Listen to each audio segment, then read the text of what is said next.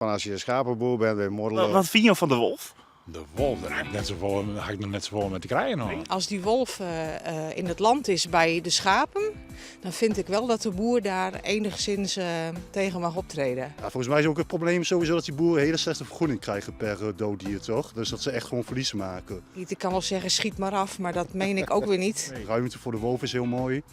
Maar ook is er die ruimte ook daadwerkelijk hier aanwezig? Die wolven die ben schieten me nou denk ik nog van Reuzek eerst. Dus, nee, dat valt wat daar. Ja. Hij het wel thuis in de natuur.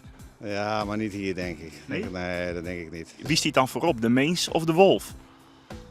Ja, maar ik denk ook wel weer dat de wolf belangrijk is voor de natuur, voor de mens. Omdat hij bepaalde populaties in toom kan houden wat weer goed kan zijn voor de natuur en dus ook weer voor de mens. Ja, terug naar Duitsland.